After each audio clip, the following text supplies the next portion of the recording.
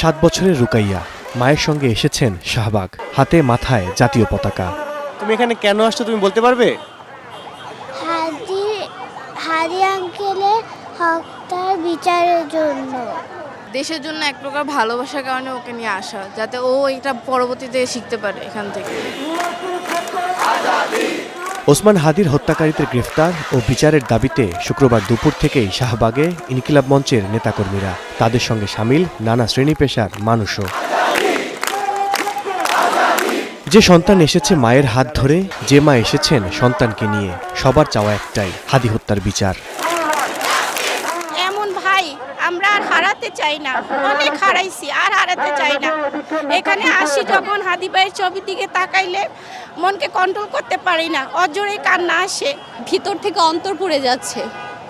কি বলবো, এখন পর্যন্ত বলা হয়েছে যে তাদের দুজনকে নাকি ধরা হয়েছে, বাট আমরা যতক্ষণ পর্যন্ত স্বচক্ষে দেখতে না পাচ্ছি, যতক্ষণ পর্যন্ত নাই বাংলার জমিনে দেখতে পারতেছি, ততক্ষণ পর্যন্ত আমাদের এই বিক্ষোভ চলবে। আমরা চাই এই রাষ্ট্রে ইনসাফ প্রতিষ্ঠিত হোক। হাদি ভাই ইনসাফ করতে গিয়ে তার জীবন দিয়েছে, যতক্ষণ না হাদি ভাই হত্যার বিচার হচ্ছে ততক্ষণ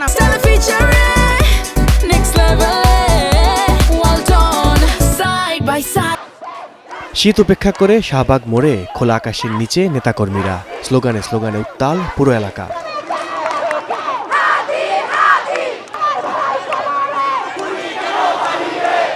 কোনো আশ্বাস নয়, হাদি হত্যার বিচার নিশ্চিত করেই বাড়ি ফেরার ঘোষণা দিচ্ছেন সহযোদ্ধারা। বিভিন্নভাবে আমাদেরকে আশ্বাস দেয়া হলেও পরবর্তীতে সেটা বাস্তবায়ন করা হয় নাই, যার কারণে চার্জশিট দাখিল এবং বিচার প্রক্রিয়া শুরু হওয়ার পরে আমরা এই অবস্থান ত্যাগ করব। তার আগ পর্যন্ত কোনো আশ্বাসে নয় আমরা এখানে অবস্থান করছি।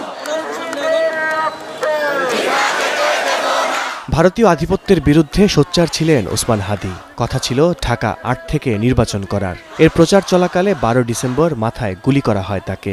এতে চিকিৎসাধীন অবস্থায় সিঙ্গাপুরে মৃত্যু হয় তার।